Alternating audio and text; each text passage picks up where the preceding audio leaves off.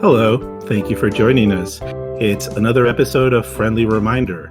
It's your weekly friendly reminder of what's going on around the world, in our lives, and everything in between. My name is Gus. It is September the 24th, and I'll be your host for the evening. As always, I do have my two dear friends here with me. Daniel, how are you today? Good. Gus, how are you doing? Doing pretty good. And Sam, how are you? I'm really good today. Really good. Glad to hear it. But folks, today is actually a very special day because we do have our first guest. To us, he is another very dear friend to us. In case our listeners don't know, we've all been friends for decades. Decades. But I want to introduce Nack, and that's spelled Nack, not to be confused with the very famous video game character, Nack 2. But Nack, I want you, in your own words, to go ahead and introduce yourself to our audience, to our listeners. So go right ahead. Hi, I'm Nack. I am, like he said, I've been friends with these guys for a long time. I guess I'm here in the capacity of not just a political analyst. That's not really what I am at all. But also, we're going to talk gaming today. And calling myself a game developer, Little Doctor Games, Twitter and Twitch. Check us out. Right now, we're making a game called Pulsar Crash, a twin stick 1v1 or competitive shooter. And you guys are behind the remake of Tony Hawk, right? Yeah, well, we just shipped that last month, and that was just you. Sales have been really good. It was just me and a little bit of other work from pretty impressive. People. Yeah. And we're going to use your video game expertise later on in the show, so stay tuned for that. But for now, we're going to rely on our expertise, which is screaming into the empty void as as our country just falls apart around us. We do have a lot to cover, but we would be remiss if we didn't discuss the most recent topic that came up, which is the verdict regarding the death of Breonna Taylor. It just came out yesterday, and no officers were charged regarding to the death of Breonna Taylor directly. There wasn't a charge regarding, I believe the term is wanton endangerment, which was applied to one of the officers, or I think he was actually a detective that caused endangerment to Breonna Taylor's neighbors when he shot in that apartment, and actually some of the bullets went to the neighboring apartment. That's it. The two cops actually responsible for the death of Breonna Taylor, no charges whatsoever.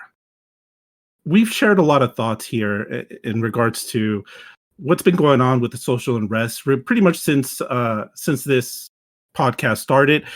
And we've all expressed our thoughts. Sam, Daniel, I know we've shared a lot during these last couple of months. So before we share our own thoughts regarding this turn of events, Nack, since you are our guest and this is the first time you're on the show, I want to give you the opportunity to really express what you think, what's going on, whether you want to do it broadly regarding the social unrest since March, or a little bit more narrow regarding the Breonna Taylor case specifically. But whatever you want to say, the floor is yours. Well, I think it's interesting, and it's sad that we find ourselves in this exact same situation again, and I think it's unfortunate that to me it seems like the trend is that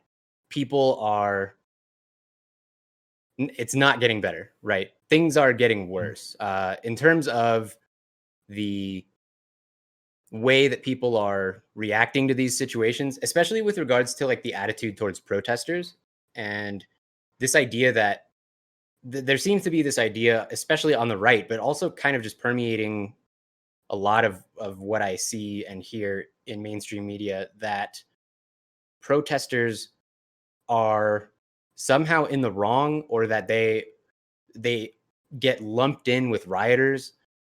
What we've seen in general over the past few months, I think, but It's unfortunate, and it's a lot of the rhetoric on the right has been directed at demonizing protesters, and again lumping them in or characterizing them as violent and rioting and looting and destroying property, when it seems like, I mean, it seems like that's not the case. It seems like, if anything, the vast majority of protests that have been going on have been peaceful. And I don't want to all protests necessarily need to be peaceful in order to Be legitimate. be legitimate, right? Yeah. In other words, if a protest does turn violent, I don't think that delegitimizes it. That would delegitimize a lot of the civil rights protests and a lot of Right. the gay rights, Stonewall. Right. It seems like the attitude of even the political center, moderate political view, is that the focus becomes on the protesters and not what they're protesting. And it's something that we've discussed here regarding moderate's opinion on the protest, which is simply, it's one of two things, right? It's either don't do it, or do it in quote unquote at the right way at the right time.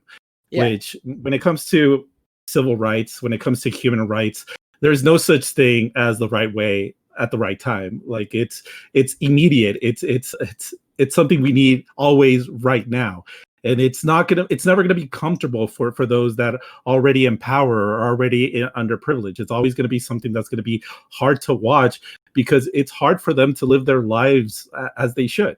Breonna Taylor, in case there are listeners that don't know, was home with her boyfriend when the cops came in, and there's been conflicting reports, but really I think most witnesses have said that the officers had a no-knock warrant, but most witnesses have said that they did just go in without knocking. One did say that they did knock. Either way, they pretty much went into the apartment, and the end result was her unarmed, dead at the end of the night. So if you can't be home alone, unarmed, and not end up dead, then what exactly can you do? Like, how can you live your life, right? Like, I also didn't think they found anything in the apartment, any kind of contraband or anything like that. No, I believe the warrant, the reason they were able to obtain the warrant was because it was in regards to Breonna Taylor's ex-boyfriend, who, from what I've seen from reports, no longer lived in that household. And it was her current boyfriend, who was there with her at the time, who did have a gun, but obviously the cops barged in there. It was a quote-unquote raid. It's hard not to blame somebody for wanting to defend themselves. Last I checked, that was the whole point from right-wingers, right? Like, that's the reason. And not just right-wingers, that's literally the reason. Correct me if I'm wrong. I could be wrong on this, but I think the guy they were actually serving the warrant to try and find was already in police custody at the time that they were what is it called? Serving the warrant or executing the warrant. I could be wrong on that. I don't know that. I have not. I don't know about that. Okay. Well, in any event, yeah. And I mean, I don't either. Obviously, this, like, if you switch the roles on this, if this is a white couple, this is immediately a completely different story, right? Like, I mean, it doesn't even go down this way if this is a white couple, right? There would be no attempt to just barge in there, knocking or no knocking. There would be probably a longer process to obtain a warrant, a little bit more careful investigation, and not such recklessness that ended up with the life of a 26-year-old woman being taken away. So that all happens, right? And then how many months later? 4 months? Yeah. This happened in March, so the entire summer, and I'm sure all of us here and many of our listeners heard the line, "Arrest the cops that murdered or killed Breonna Taylor." That's been the line all summer long. All summer. And I think it's what I feel about this, and I'll just try to say this very quickly, is to me, the most shocking thing is how predictable all of this is. And I know that sounds like an oxymoron, but what I'm trying to say is that the fact that this is just so systemic, it's just so obvious now. It's just so built into the system that these cops can do this and get away with it, that it doesn't surprise me anymore. And that's sad to me. That's sad and shocking that I'm no longer surprised by this, when it should always demand shock and anger and frustration. And it almost seems cruel, because the person that was charged was the one not at all involved with the passing of Breonna Taylor. We arrested the cop that put bullet holes in an apartment building, and not the cops that murdered Breonna Taylor. It reminds me Yeah, something that's insane, of like the though. normalization of mass shootings, where we get into this whole cycle of just, there's a mass shooting, we all freak out, then there's sadness, thoughts and prayers, and then everyone kind of forgets about it. We don't do anything, we don't change anything. And then there's a mass shooting again, and we start the cycle over again. It's a little like that. It's starting to feel like that. Yeah. Yeah. But I mean, it's sort of a testament to how much normalization of terrible things you can have, whether it be a pandemic raging through the system kind of freely, or Or an idiot president. yes, or an idiot president, or just the Mhm. brutalization of Black people by the police in a systematic way. To bring it back to the protests and I hesitate to even call it social unrest, because that presumes that there was social rest in the first place, and like things Right. have not been okay. You know what I mean? Like, things have not been okay. It's just that they're now, people are bringing that pain out to the forefront for people to view, and it's making people uncomfortable. Obviously, Louisville, Kentucky saw this coming, because they implemented a curfew. And the thing about protesting is that it's got to be when, I mean, you can't put a curfew on protesting. The whole point of a protest is to be noticed. You know, if they're trying to stifle not if, I mean, that's what they're doing. They're trying to stifle and silence these voices. It reminds me of the joke in Arrested Development, where the free speech zone, where it's this like small 5x5 gated area in the middle of nowhere. It's like, this is your free speech zone. Dude. Enjoy your freedoms. Like, it's just, I guess, to bring it back around to my point about how protesters are being made to look like the bad guys in this situation is infuriating and frustrating, and makes the situation feel so hopeless. Because what other means do people have to fix this situation than to peacefully protest? And when those peaceful protests are characterized as violent and riots and looting, it's in an attempt to delegitimize them, and it, in the eyes of the system, it justifies cops being assholes and beating the shit out of these people, and I agree. And if making people it can't worse, right? peacefully, yeah, and if people can't peacefully protest, or they need to protest the right way, or every time they do protest, they get mocked, at one point, shouldn't you expect that they're going to resort to other means?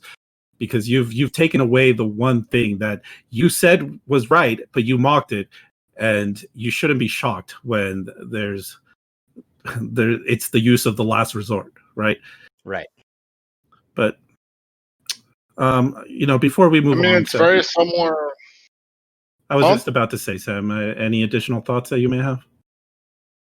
Yeah, it's very similar to the original, like, civil rights protest, where people would just say, "Oh, it's just a phase. It's not going to go anywhere." But I mean, Well, they would say it that feels the like protests are actively sabotaging the movement.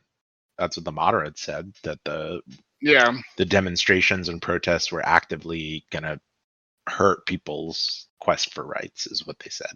It's, of course, total bullshit, but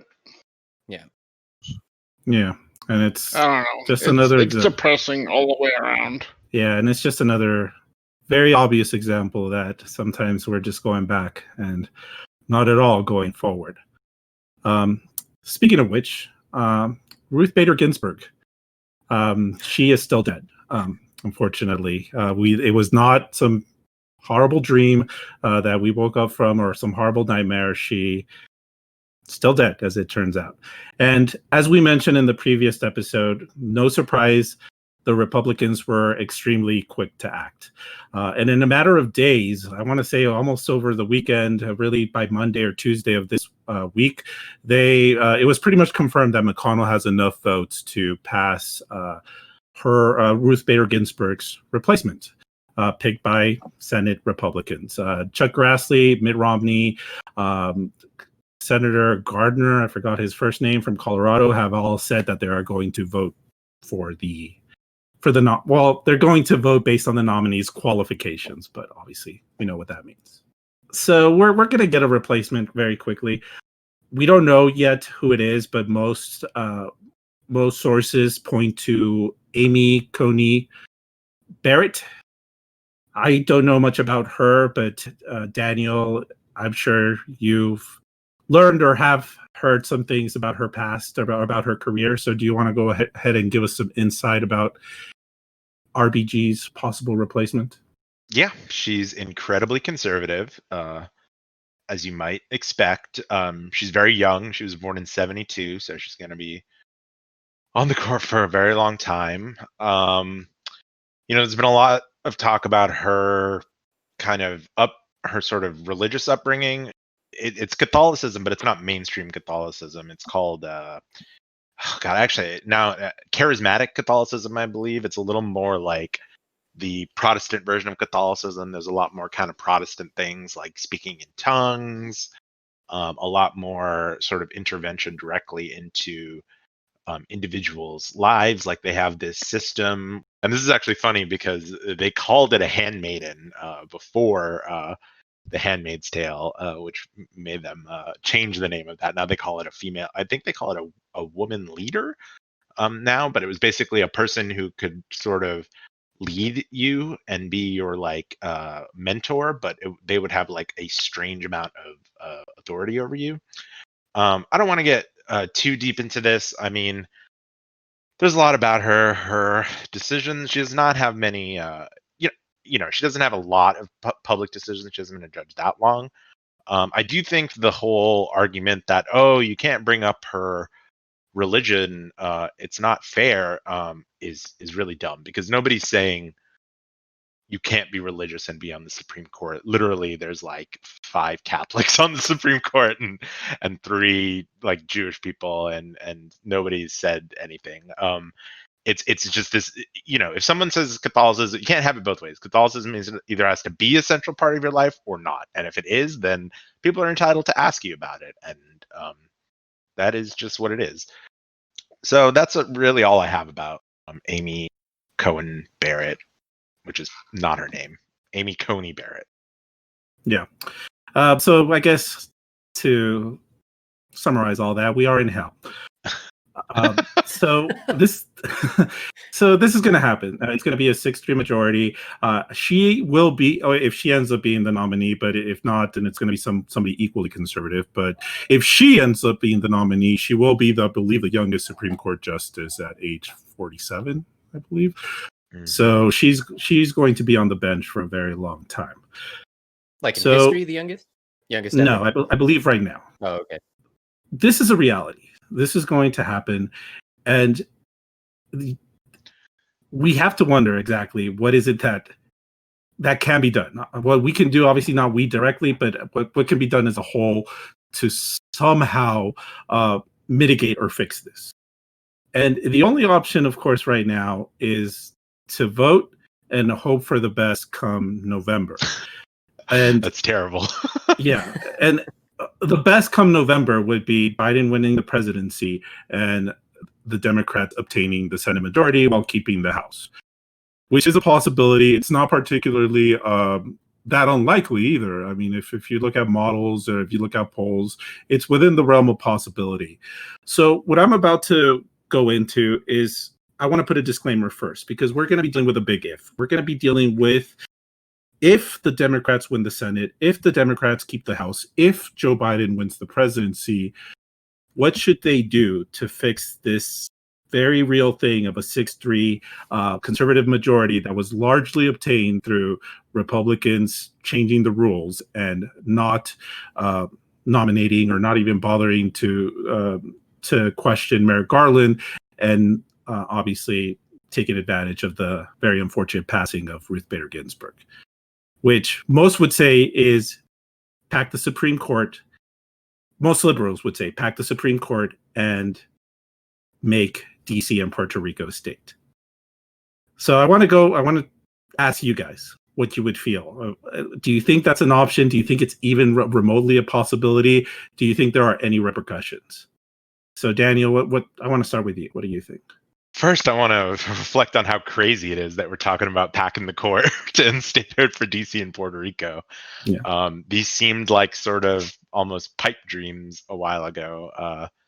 Something, it should be mainstream, but what was not. And now that Republicans have gone so far and the court majority is so twisted up that we are, I think, have a legitimate interest in sort of restoring some sort of semblance of balance to the court. It is too unbalanced right now. You have 4 justices that were picked by Republican presidents who did not win the popular vote. Your swing justice, once Amy Coney Barrett gets on there, is going to be Neil Gorsuch. That's going to be the swing justice.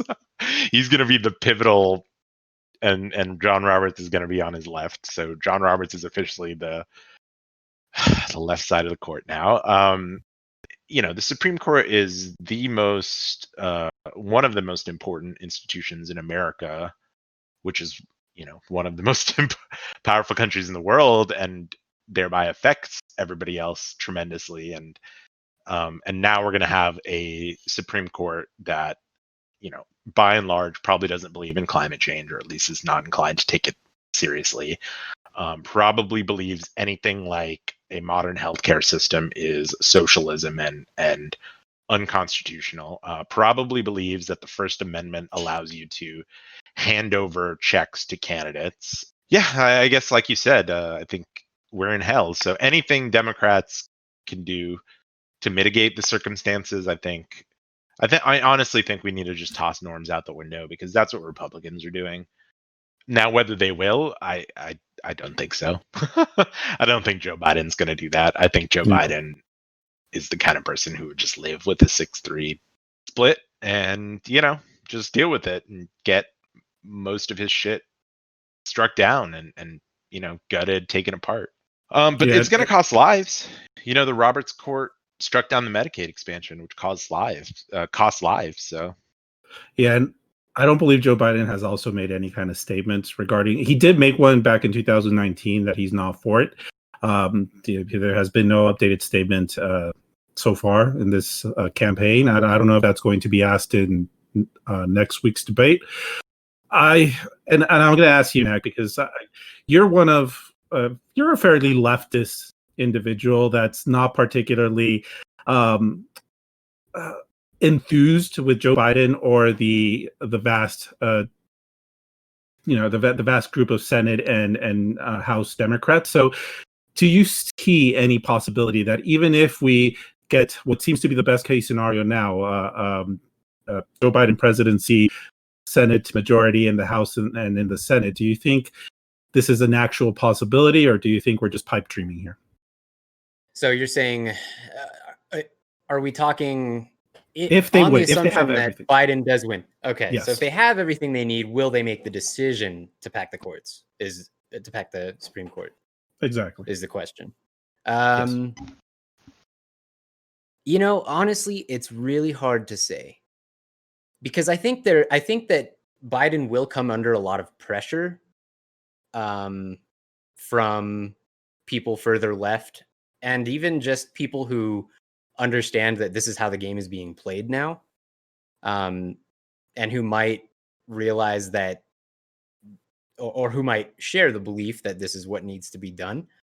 But also, I could totally see him just playing the middle and cruising along and being happy with his presidency. I've got a civics question though.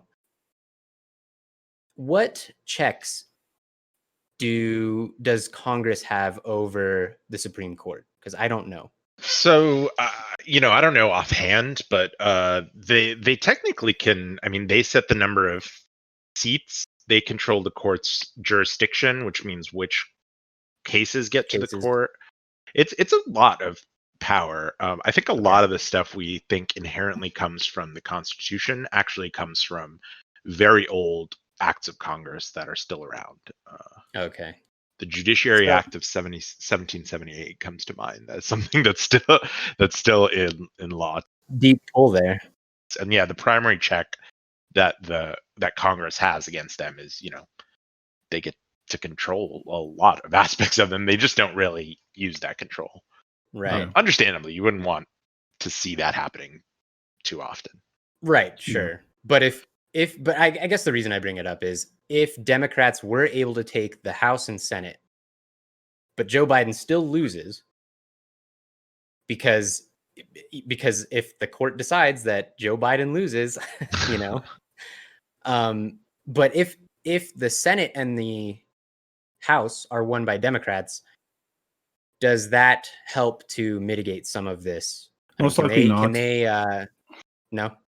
I don't believe so. I mean, correct me if I'm wrong, Daniel, but even if they vote to expand the Supreme Court, I'm assuming the presidency the president has the right to veto that, and then it's going to require the 65 votes. Yeah, the 2/3 vote, which, and I actually even want to say, because everything that we just mentioned also needs a step before that.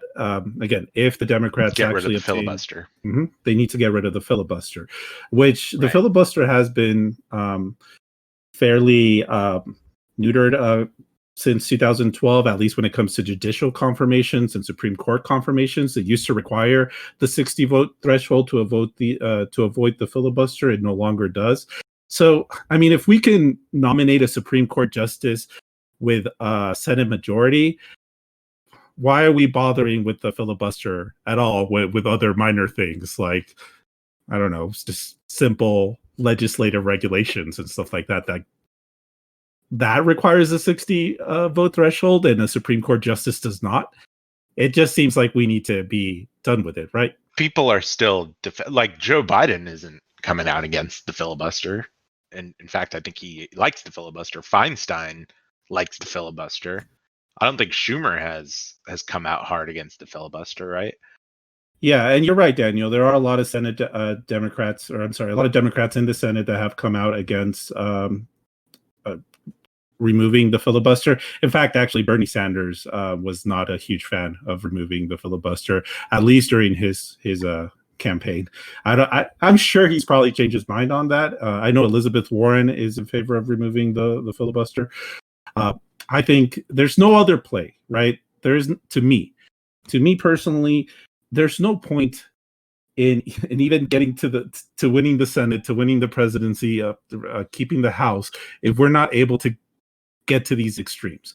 Because the Republicans over the last 4 years have, as you mentioned, Daniel, broken many norms. And the system that we have on our hands now cannot be fixed with just simple legislative procedures. It needs like way bigger, bolder things, including removing the filibuster, getting rid of adding the 2 states, DC and Puerto Rico, and at least adding 2 more Supreme Court justices. I don't see any other play other than that. So here's my question. If we do add Puerto Rico as a state, what about the other territories from the United States? Like, would they just stay territories? Like, I don't think if we start making Puerto Rico a state, I mean, well, we don't why have would to we stop there. But Puerto Rico has over 3 million people. I believe almost 4 million people. And they don't have any kind of Senate representation. DC has about 700,000 people. So combined, they have over 4 million people, 4 million taxpayers, 4 million voters that don't have any kind of Senate representation. So you're right, Sam. Like, it doesn't necessarily have to stop there, but it should probably at least start there. It's also worth noting that Yeah. Guam and American Samoa tend to not want to become states for various reasons, but it's a little more of a nuanced situation with regard to those states and that situation. But yeah, I think Puerto Rico and DC are no-brainers. Statehood and full citizenship of every person in the United States. I mean, it seems dumb to say this, but every person who's a United States citizen, regardless of whether they happen to be Hispanic and they're living in Puerto Rico, they should still be equal. Yeah, but they're not. Yeah. So this is where we are. And we're pretty well into this episode, and we haven't even talked about Donald Trump. So I'm pretty proud of you guys. I think it's the longest we've gone without really mentioning his name that much. But Daniel, you just to kind of drive this thing home as to where we are right now, the situation where we are right now, and why bold action needs to be taken if we're able to get a different party in charge. You've compiled just a couple of things that have either happened these last couple of weeks or have at least been discovered. So I'm going to give you a very special Daniel minute. Not necessarily a minute, but I want you to go as quickly as you can and just cover all these things in the best way you can. So go. There's a lot of shit to cover. And I feel like this podcast has a very pro-Trump streak, and you have been censoring me, but now I'm going to try to cover as much of this Trump shit. I'm going to try to start with the biggest body count, which is Republicans and Trump denying that global warming is happening while the entire state of California is on fire. That is a thing that happened, and Trump went to California and kept talking about how we need to rake the forests better, and that's going to stop fires. And then he came up with this anecdote that he keeps going on about how he keeps saying that the head of state of some European country, and he keeps saying it's a forest nation, keeps coming up to him and telling him that in my country, our trees are a lot more explosive than in California, but we seem to be able to take care of it. So the real problem, according to Trump, is explosive trees, not climate change. He also said, I think it's getting cooler, when someone suggested that climate change had to do with the fires, and then someone said that's not what science saying, and he said, I think science doesn't know. That's our president. Also, somewhat related, there was a story about how during the wildfires, a lot of people were refusing to evacuate despite the police begging them to, because they wanted to stay and guard their house from Antifa and Black Lives Matter. The cops kept telling people that these were completely fault. The cops, that famous pro BLM and Antifa organization, kept telling people that these were fake stories, but people would rather believe the things that they're making up in the head than the flames actually coming for their house. Let's see. Moving on to, I guess, the next thing, which is COVID. A lot to say about COVID. Let's see. So Trump, in the beginning, did not implement any kind of top-down testing program. This is seen as, I think, the biggest way that he contributed to deaths. Very early on, he let states sort of run their own program, and this is a very conscious decision. Trump had gutted the pandemic response team in the CDC, and he saw it as a way to make states do their own thing. Very early on, and this is a Vanity Fair piece, Jared Kushner actually brought multiple individuals, about a dozen business individuals, to talk about the pandemic response. And this was around March. By the way, in March, Donald Trump scuttled a plan by the post office to send every American family 5 masks, which would have saved thousands of lives. Just throwing that in there. Okay, going back to the Vanity Fair article really quick. Jared Kushner stood in front of all these luminaries of business, and instead of leading them, said, the states need to do their own thing. They need to get on the phones, and they need to make calls, and they need to bid basically against each other. People in the room brought up the fact that they're bidding against each other. And he said, look, they're just not doing right by their people. Basically, he blamed the states. There was a very conscious strategy early on, when the coronavirus was going through mostly blue states and blue cities, to not do anything about COVID, especially testing, not do anything like that. but go ahead and just blame Democrats for it because they thought they could get away with that and it would not hit red states, which it did. That's another thing Trump has been doing. He's saying if we take out all the blue states, we have some of the lowest death rates in the world. That, of course, is a lie. It's almost 100,000 deaths only in the red states. You look at the top 10 number of deaths, 8 out of 10 of them are red states, not blue states. So, of course, it's a lie. Also, you don't just get to, ignore the blue states. That's not a thing that you can do. But apparently, Trump is allowed to do it. Let's see. All What's right. the next thing that they... I just one more thing. Please, this killed a lot of people. Okay. There was then we political gotta hear about it. interference. There was political interference very early on in the COVID epidemic where the Trump administration put on the CDC's website, bypassed all the regular scientific checks, and put on the CDC website the following piece of advice: that individuals who were exposed to COVID but did not have any symptoms did not have to get tested, which is fucking insane. It's not a scientific conclusion. It is a political conclusion. They put that on the website. It confused the shit out of doctors. How many tens of thousands of people died just because of that fucking stupid decision, which they reversed about 2 weeks ago. So until 2 weeks ago, the CDC was telling people not to test people who weren't symptomatic, which is crazy because it just lets those people wander through society infecting people, which goes back to how Trump didn't implement any kind of testing program. He just let the virus run free in America. Sorry, Gus. I had to throw that part in there. No problem. If you like, grab a sip of water, relax. I hope this That's was pretty good. Yeah, thank you so That much was like for the first 3 things I wanted to hit. I have a gigantic list. You covered a lot of ground there, though. That was awesome. Thank you so much. And again, She said something everything really anti-Semitic this week too. Just throwing that in there. again, I just want to drive the point home. Vote, just everything he just mentioned in a matter of like probably 5 minutes. It's just news that happens over the last couple of weeks. It's just insane that we're bombarded like this. So please go vote. He's cheering on Ali Velshi getting hit by rubber bullets by police. Ali Please Velshi go is an vote. MSNBC company. Please go vote and vote for Joe Biden. But let's go ahead and move on. So we're all millennials here, right? And Right. if there's one thing that millennials love besides adulting is Harry Potter.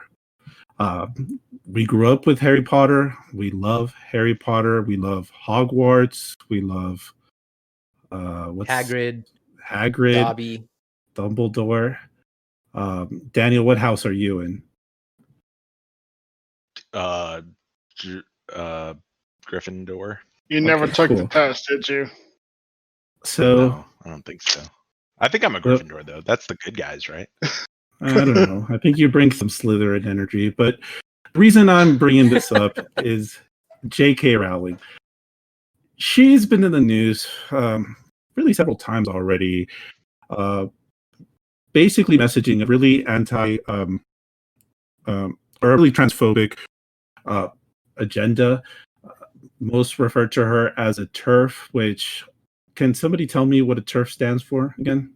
Trans exclusionary radical feminist. Thank you. So she's been in the news several times regarding this. And most recently, she is either releasing or has released a book where essentially the story is somebody who a man who dresses as a woman goes around killing people, killing men. And I don't even know exactly the words to describe this whole situation, but she's obviously hurt a lot of people with her comments. She's hurt a lot of Harry Potter fans that consider themselves allies of the trans community and the LGBTQ community. And the reason I wanted to bring it up is just to have a discussion with you guys about what do you do when you get to this point, right? Like, what do you do if you are a Harry Potter fan? If you are a fan of a creator that created something that really meant a lot to you, and their words and their actions are completely contrary to something you believe in. How do you reconcile all those feelings, and what do you do going forward? Do you still partake in their creations? Do you still indulge in them, thinking that well, what are you going to do, right? You're just a one person, and boycotting this isn't going to do anything. Or do you actually step away and separate, or not separate, no longer separate the creator from the creation, and stop, taking in their products or consuming their products? So I'm going to start with my example as the host, and this is my walk of shame. But I've been a long time Kanye West fan, probably since I was in high school. I've been listening to his albums pretty much since College Dropout. He's had a long history of just being an asshole this whole time. That's not something that I was unaware of. I still continue to be a fan because I just kind of felt like everything he did was not enough for me to not enjoy his music, because I very much did. And then came 2016, he started taking things to higher and higher levels. Obviously, coming out as a Trump supporter, wearing the MAGA hat, appearing in the White House, praising the president. But even more so, what he's doing right now in his little quixotic attempt to run for president, which we all know he doesn't want to be president. He's not really trying to be president. And he is working alongside GOP operatives to get on the ballot in several states to really essentially undermine the Democratic vote and essentially try to help Donald Trump. Which, whether he can or cannot, whether him being on the ballot actually affects the vote or not, I don't really care. It's the intention of it all. I ask myself that question: can I go back to the works of somebody that throughout almost a decade and a half I thoroughly enjoyed, and can I still enjoy it? And the answer, at least for me, was no. I couldn't. I couldn't bring myself to it anymore. It wasn't enjoyable anymore, because every time I would even try to listen to it, everything that's going on right now came to the forefront, and I was no longer enjoying it. So that's my example. And I don't know if you guys have an example of somebody that you've either just enjoyed their work or admired their product. I know we can list several examples, but if any of you guys want to throw something in right now. I think the first thing you have to do, no matter who it is question it. Like, you can't just be like, you can't ignore it. No matter who it is or no matter what they did, you have to question it first. You have to think about it. You can't just let it slide and just be like, oh, who cares, But there's this one movie called Moon that has Sam Rockwell and Kevin Spacey in it, and it's a really good movie. And when Kevin Spacey stuff came out, I wasn't sure I could watch it anymore. But I still questioned it, and I tried to watch it and couldn't. But yeah, that's my two Kevin cents. Spacey is a really excellent example of that, because he's a terrific actor, but he's also a horrible piece of shit human being. So, and it just makes his roles. He's played so many creepy dudes. Now it just makes him so much creepier. I guess it wasn't method acting after all. But I was gonna bring up Orson Scott Card, because I think all of us have read Ender's Game, and it probably meant a lot to us at one point. I don't know about everyone here, but I know at least Nack and I think Sam have read quite a bit of the various Ender books and the Bean Saga, and had enjoyed them quite a bit. So when he came out as a pretty hardcore homophobe, and somebody who came out spreading some pretty vile things about Obama, then now when you go back and read, it's really funny, because everything he says is true, but about Trump. He was like, Obama's not going to agree to the peaceful transition of power. Yeah. Hey. Anyway, the thing that made it difficult with Orson Scott Card is that I find Ender's Game and Speaker for the Dead in particular such interesting and sophisticated moral pieces about the conflict between cultures, how that can lead to war, and how that's not it's not a black and white thing. Minor spoilers for Ender's Game, but the conclusion after human beings wipe out their mortal enemies, the buggers, is that it turns out that the buggers were never even hostile to the humans in the first place, and it was just a misunderstanding of the cult, the other being, that led to basically a genocide. I mean, that's a pretty profound, interesting moral argument, and he makes similar. We read that book in like 6th grade. Yeah, and Speaker for the Dead also has similar arguments about what other species and how we interpret, not species but other cultures and how we interpret things, and it's all very sophisticated to turn around and realize that Scott is kind of a sort of a blunt homophobe.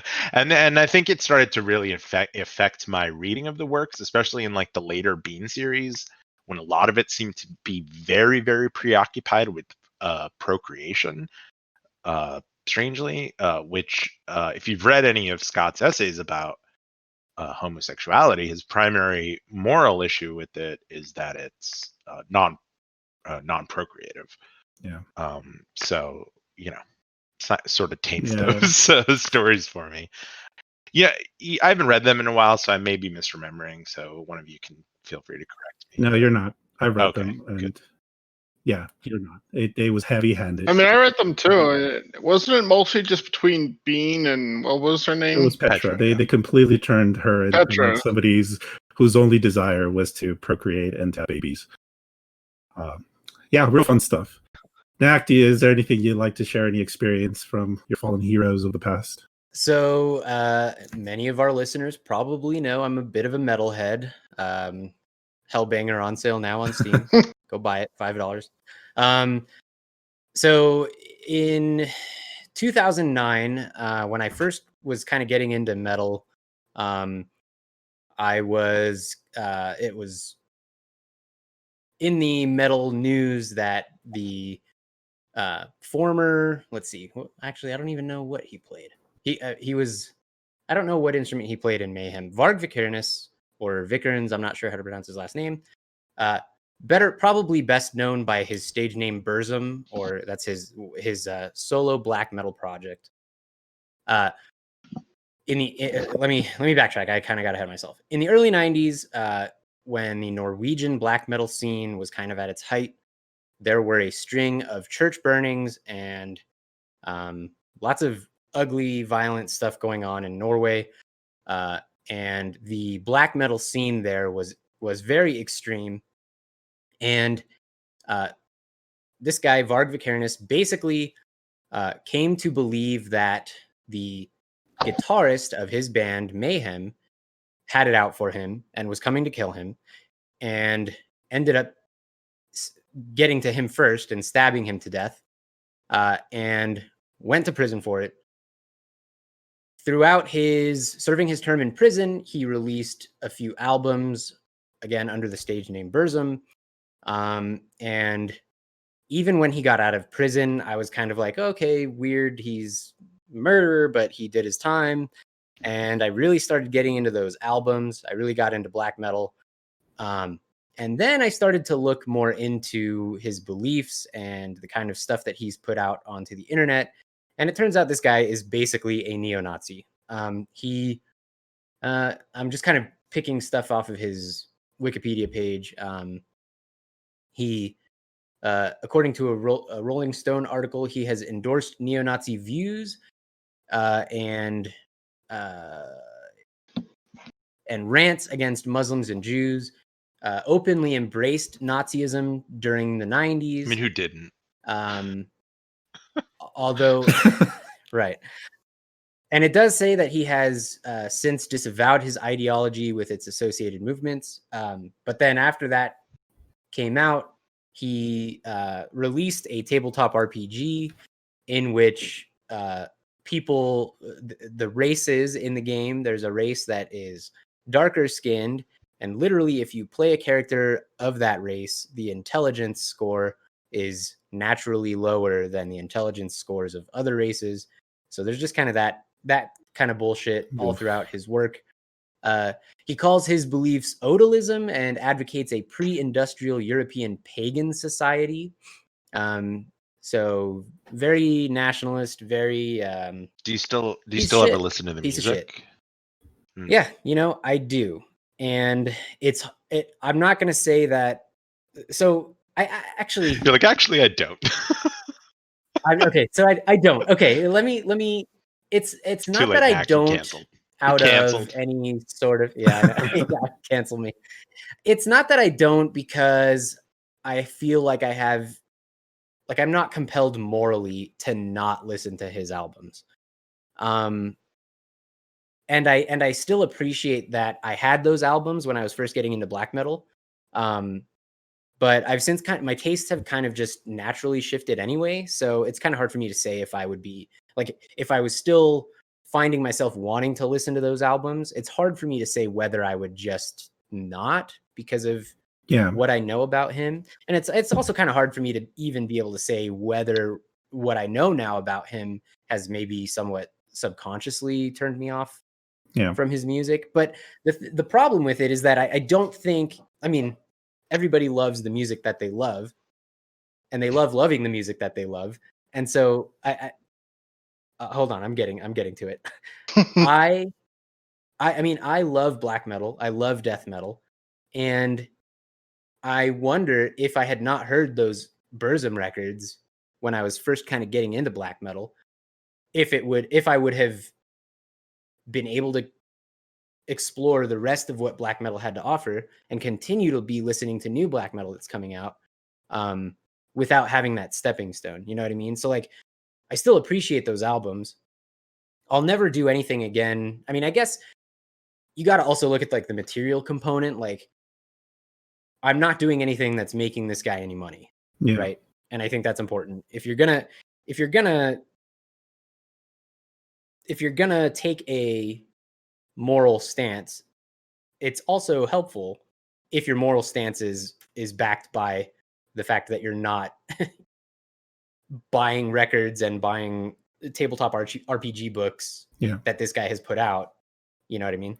Yeah. But yeah, so that's my example. I am a bit conflicted about it, but ultimately I'm able to kind of move on. Yeah. I've been thinking about this topic ever since we brought it up as a possible topic here. And I guess my overall thoughts are these. Like we use the term like canceling, right? Or cancel culture or this guy's cancel.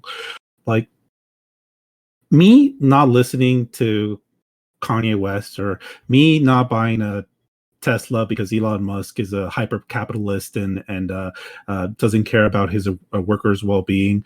Me not deciding to ever purchase a J.K. Rowling book or any Harry Potter video game, for example.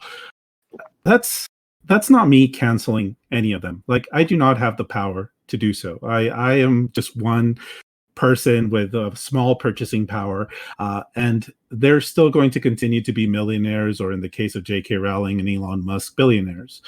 And it's almost in my end, like I'm not even viewing it as if everybody joins me, like we can start a movement and it'll actually hurt them and they'll change their ways. To me, it's like for these people, they really had to do a lot to lose that goodwill. Right? Like they really had to go out of their way. Like Kanye West is running for president just so he can undermine an election. Like that's a huge thing that you have to do for me to finally be like, okay, fuck it. And for me, it's such a minor thing. It's literally the least I could do. Like it's for as much enjoyment I would get out of listening to a Kanye West album or a really good Harry Potter video game if one were to exist. Like it's minimal compared to the suffering that they cause or the pain that they cause towards certain communities or how they undermine an election or how they treat their workers. Like it's the smallest thing I could do. And I think that's how I view it. Like I don't lose that much. I don't like as much as I enjoy a Kanye West album, there are other great rappers or hip hop artists or musicians in general that I can take out plenty of enjoyment from. There are other great fantasy literature out there. There's other great fantasy literature out there for me to not need to read a Harry Potter book ever again. These are just an easy choice that if I consider myself like a community, an ally of the trans community, if I consider myself a fan of democracy, if I consider myself supportive of just sensible workers' rights, for me to just not praise these people is the least they could do for what just to back away for the horrible shit that they needed to do to get to this point. And I'm sorry if I was kind of ineloquent saying that, but that's just my perspective of it, if it makes sense. Yeah. I just wanted to say one more thing about J.K. Rowling. It was really surprising to me to hear about this, because when you read Harry Potter books, it's all about accepting people. And I mean, that's why I think a lot of people love it and have learned from it, but it's so,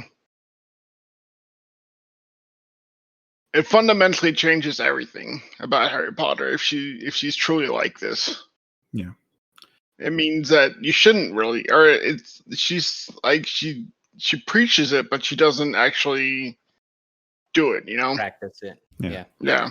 Yeah, and it's really like the last thing I want to say is, if there's something I learned from this, is let's stop using the term of like, oh, this person's a genius, or this person's a hero, or this person is making the world a better place just because we enjoy their product. Steve Jobs did not make the world a better place. Elon Musk is not making the world a better place. J.K. Rowling is not making the world a better place. They're just creating products, and it's very possible that they can do things and say things that should make us think twice about the products that they present to us. That's Well said. Thank you. So, with that out of the way, let's talk about the thing I've been dying to talk about this whole episode. I know, folks, to our listeners, that we're covering a lot of ground here, and a lot of it is not something I honestly enjoy talking about. Even though, let me qualify that. When I say that, is I wish things were better. I think it's a good thing that we talk about it. But I do also want to talk about things I want to talk about. When I started this podcast, I wanted to talk about video games, not the host of Celebrity Apprentice. However, in this universe, that wasn't meant to be. But I wanted to take this time, especially with our expert joining us today, to talk about video games as a whole, like video games in 2020, next gen gaming, and of course, a big piece of news that just came out earlier this week. So 2020 has been a bit of a weird year, right? Like when it comes to video games, we had a couple of big releases at the beginning of the year: Doom Eternal, Final Fantasy VII Remake, Animal Crossing took over the world for quite a while. But like many things, like basically everything, the video game industry was heavily impacted by the coronavirus pandemic. And I want to actually talk about that because, Nack, as a game developer, you've been working on your video games remotely. Correct me if I'm wrong, but since you started your studio, is that correct? Remote. Yes. Yeah.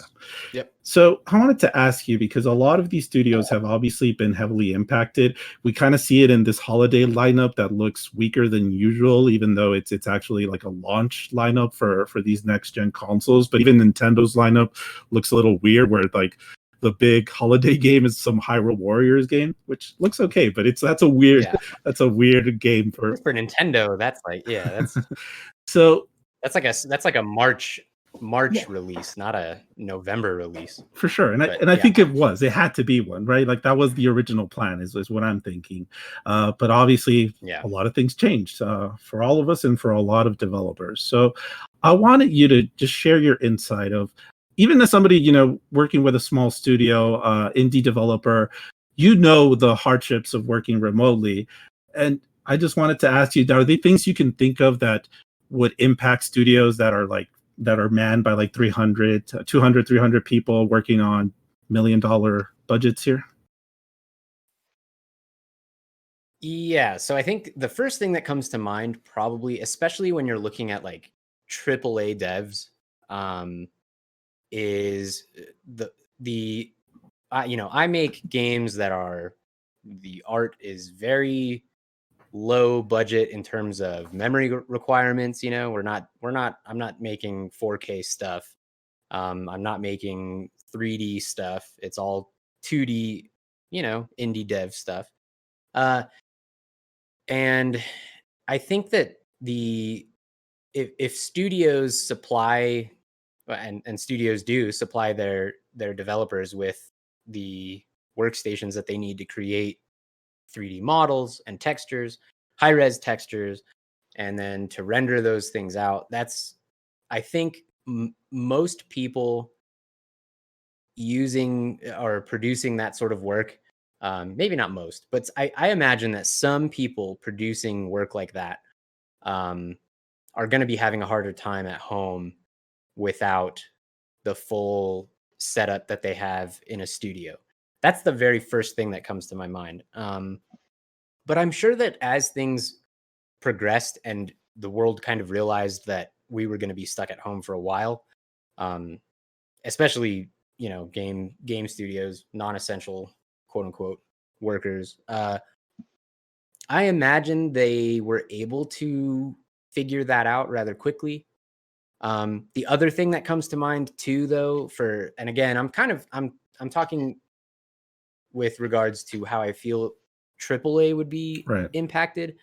I think a lot of what they benefit from, what AAA's benefit from, that would actually kind of aid in their transition to work from home, is they've got producers, and a producer's job is literally to just make sure that things get done on a timeline, deadlines are met, deadlines are set realistically, and so to have that kind of coordination, a lot of indie studios don't have that luxury. Everybody kind of wears that hat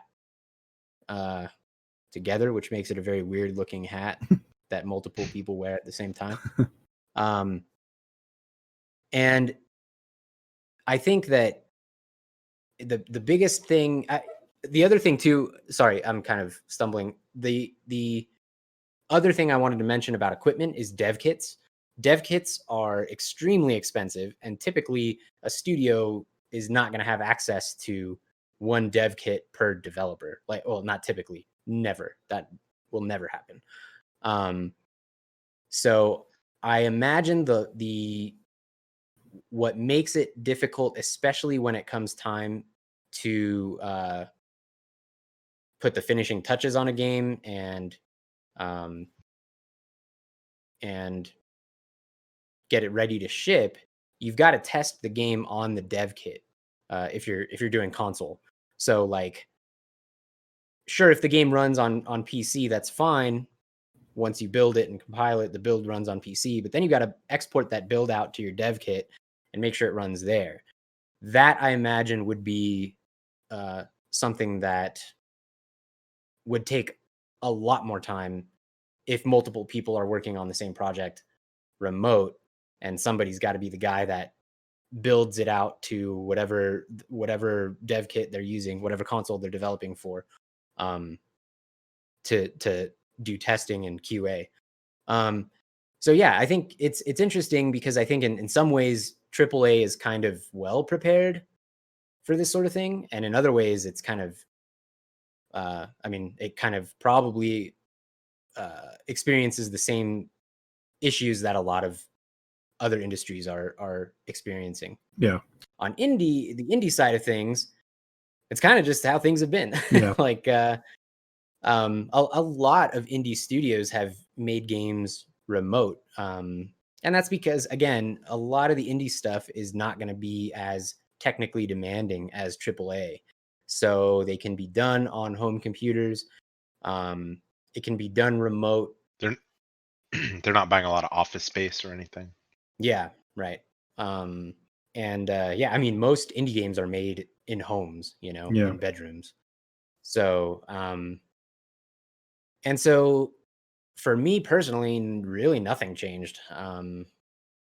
In fact, I kind of had more time to work because my real job was, we were sent home. And so I was teaching from home, but I got to have another window open on the side doing game dev stuff while I was grading work or whatnot. So I was actually just going to ask you, do you foresee this stabilizing, like perhaps next year? Do you see next year these developers, these larger studios, this is just business as usual because they're used to it now, and you're just going to see a more steady release schedule than what we saw this year, which was so erratic in comparison? I don't know. I think this adds a little bit of time to every schedule. Even once people get used to it, there's still some hurdles that just there's some not hurdles, speed bumps, right? Yeah. There's some things that are just going to slow down the development process. I think mostly with regards to dev kits and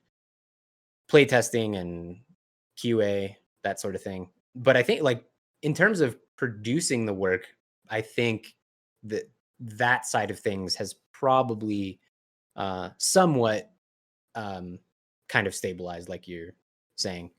Yeah.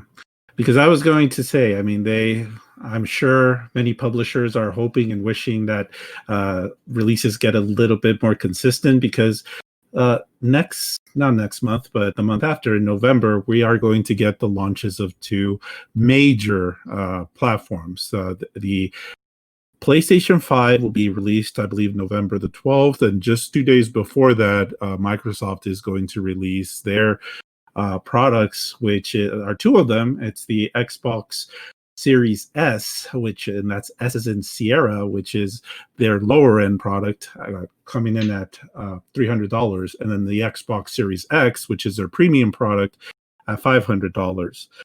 They both started pre-orders. Both of them started to last week or this week, I think, for Microsoft, last week for Sony, and they were both a shit show. I was able to pre-order an Xbox Series X, so yay for me. I did it in the middle of while training at work, so it was a particularly difficult endeavor, but I was able to accomplish it. But it was a mess. Websites were down. Retail websites were down for both of them. Sony came out first, and theirs was kind of a surprise. They had a showcase, a PlayStation showcase, to unveil the price of the PlayStation 5, which their price, I didn't mention, is $500 for the disc version and $400 for the discless version. And so they came out with their showcase, and they said pre-orders were the next day. So it was a big surprise, and it was a shit show.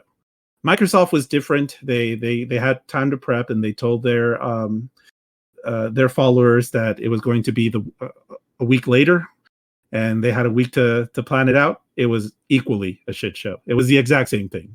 Yeah.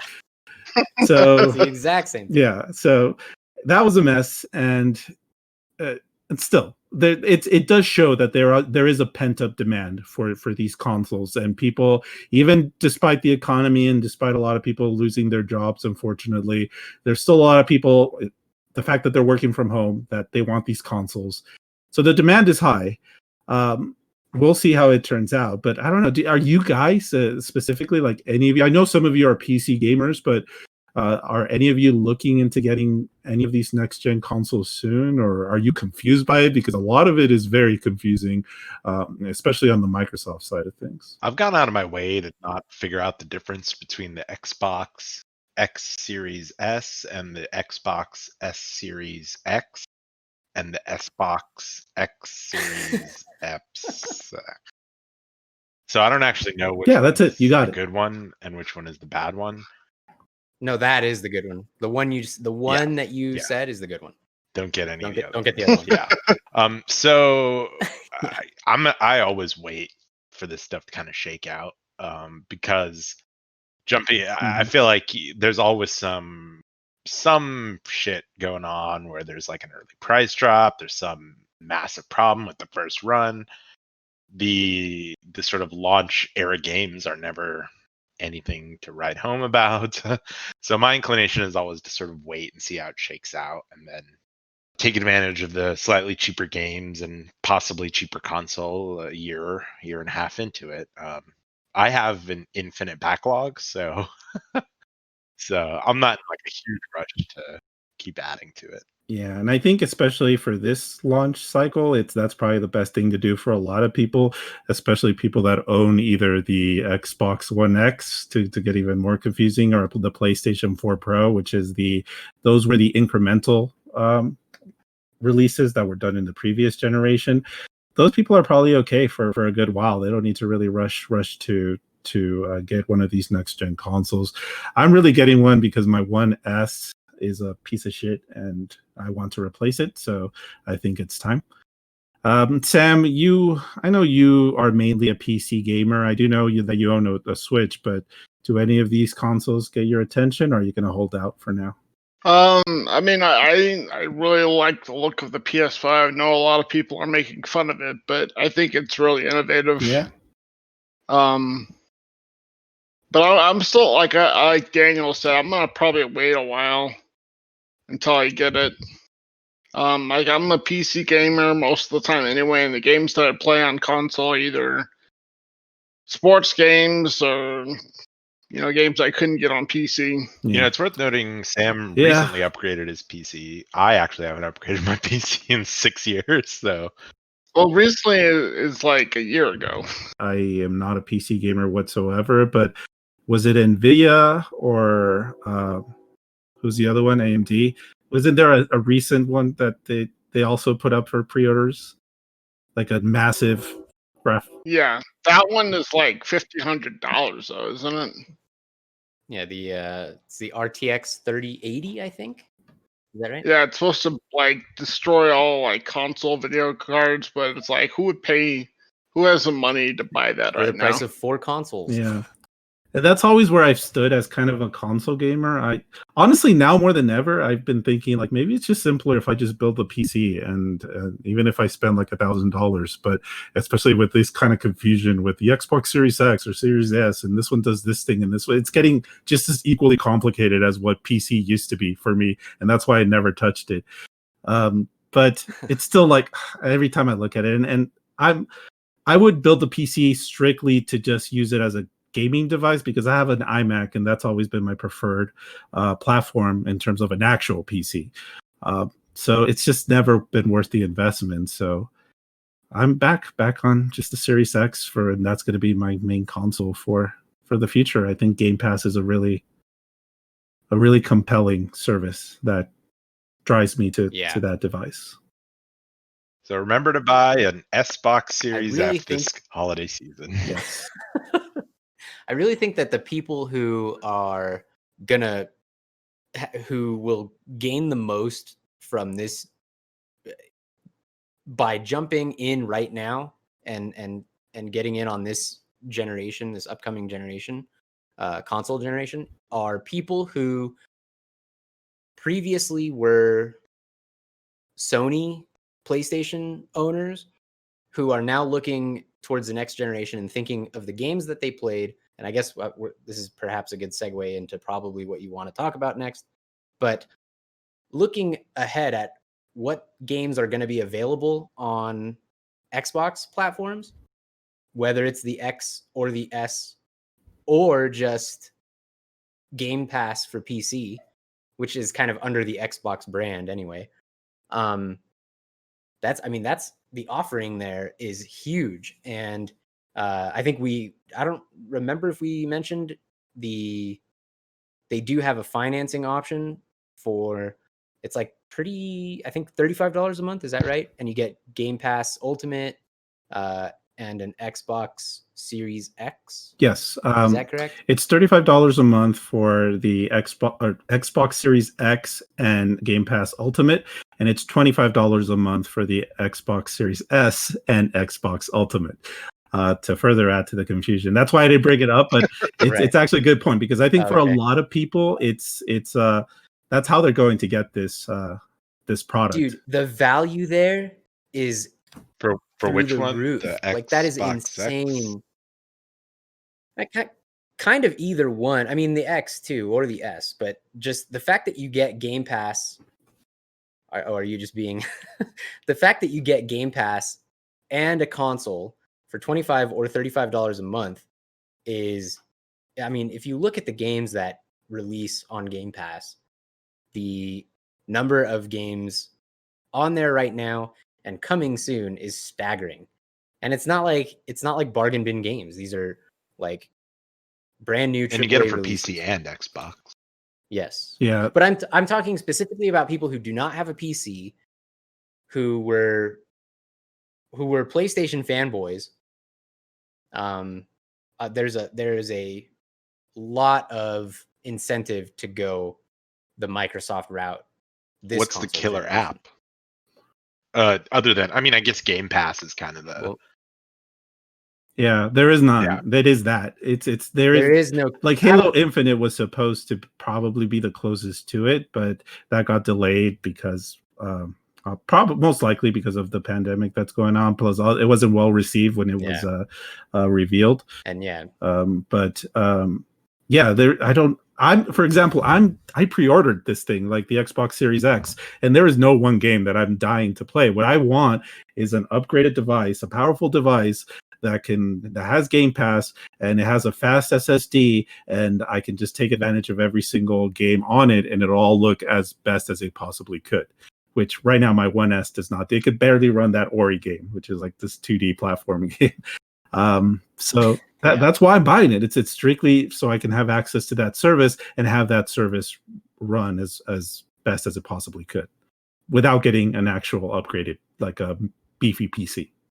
So are you going to do the monthly thing? And you buy I was it all going at to, once? but then I couldn't figure out how to do it during that shit show of a pre-order release. So I just got it the first way I found out how, which was just the Best Buy pre-order. So I bought it outright.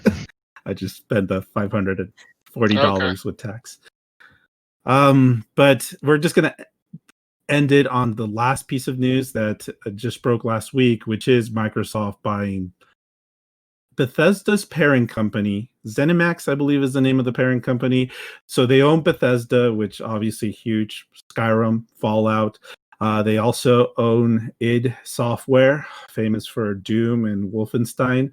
Arcane, is it Arcane Studios, among other studios. I mean, it's a massive acquisition. It's perhaps the biggest acquisition in video game history.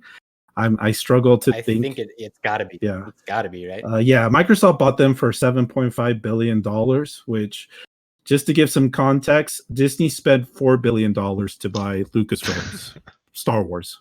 So this is pretty much twice that. And also $4 billion for Marvel. So almost for the cost of Marvel and Star Wars is what Microsoft was willing to pay for Bethesda. So Nack, what do you think? Like, do you see this as some sort of game changer? Like, or do you just think it's going to be? Yes. Yeah. This is huge. So for a couple reasons, there obviously the very short-term outcome or tangible meaning that this has is that Doom Guy is now a Microsoft IP, right? Yeah. I mean, what else? Skyrim dude, Dragonborn, Dovahkiin is now a Microsoft intellectual property. Yeah. Is there going to be a Mave to make those has a exclusive? Lot of weight. Probably not, right? Does not seem so like it. What the games that have already been announced, some of them they've already said if it's been announced for multiple platforms or consoles, they will still be coming to those consoles. But dude, I guarantee you, give it a year and you're going to start seeing Xbox only or Game Pass only Bethesda releases. I can almost guarantee it. That's why they did this. That is literally, there's no reason to spend $7.5 billion if you're not securing that exclusivity. And that kind of brings me into why I think this is a bigger deal for gaming in general and for the industry as we look 5 to 10 years ahead. I think now this trend is going to continue. And I think we're going to start seeing, I bet you Sony, and I got this idea I'm kind of repeating some ideas that were set forth by Maximilian, a YouTuber, kind of a fighting game YouTuber. I don't know if you guys are familiar with him, but I totally agree with what he said, which is that I can bet you Sony is looking at Capcom right now. Sony is looking at what else? Konami, dude. Those Capcom is, yeah, right. Pachinko machines. Yeah. Did you know Konami makes like medical equipment? I did not know that. Yeah, I think they make all kinds of. But like, yeah. But yeah, like you can totally see Sony already kind of has a good relationship with Capcom. They were able to get Street Fighter V to be console exclusive to the PlayStation, and funded that game. And I mean, they've always kind of been, through the Resident Evil games and Devil May Cry, those games kind of felt like they were at home on Sony systems. I could totally see Sony buying Capcom. There was another really good example, and I can't think of it, but I totally think that this is, as the games industry transitions to a place where we see games as a service or as a live service, kind of like the Netflix thing, right? As we stop seeing games being sold piecemeal and start seeing them being sold as being included in some service that you subscribe to. Yeah. It's going to make sense for huge companies like Sony and Microsoft to just start buying up publishers to say, you no longer put Street Fighter games out on any other system. You no longer put, Capcom belongs to Sony now, right? I can totally see that happening. Sort of reversing course. Yeah, and so that's what I think it means. I feel like the move for the last generation was right. The end of sort of exclusives. Everything kind of was on everywhere. I feel like this is the very beginning of kind of splitting off into making more exclusives. Yeah. Like it doesn't feel like it was that long ago that we were super, like, we could not believe that Sonic was going to be in a Nintendo game. You know what I mean? Like, and this is kind of going back towards before that, where it was very much, you picked your team and you stuck with that. Right. Yeah. And so I totally see this going the subscription. If the games that you like, if the publishers that you like are on the Microsoft side of things, you get Game Pass. And also, I think it's important to also note that Sony has got to be figuring out some sort of games subscription service to have an answer to Game Pass. It's got to be going on. If it's not, I don't know how they can compete, because they did the value of Game Pass, I think. They did unveil, I believe it's called like the PlayStation Collection or something like that. That's somewhat of a similar platform, except it's really based on like a lot of big PS4 hits, and not a huge catalog right now. But it's obviously an attempt. Like it's Sony recognizing what Microsoft did and says we have to put something out there, and then we have to build upon it as we go along. Right now, it's nowhere near as well, their offering is nowhere near as good as Game Pass is offering, but who knows? Over time, that could be worked on. And I do think it's interesting now because you mentioned Sony and Microsoft and the usual suspects, but just today, Amazon just unveiled a new game subscription service as well, and they mentioned that they have over 100 games. Holy so shit. I think we're going to start seeing more unusual players and big hitters. So Google is still, and Amazon makes sense, right? Yeah, go ahead. Yeah, Amazon and Google totally makes sense, right? Like Stadia makes sense. They've got the back end and servers to make that happen, especially for games as a streaming service. Because what we've been talking about, Game Pass is not a streaming service. It's not strictly a streaming service. You still download the games onto your hardware. But like Amazon, Google, totally equipped to provide a streaming gaming service. And that's the way things are going to go. And I think this Bethesda acquisition is the result of that, and also will perpetuate that. Yeah. As we look into the future of games.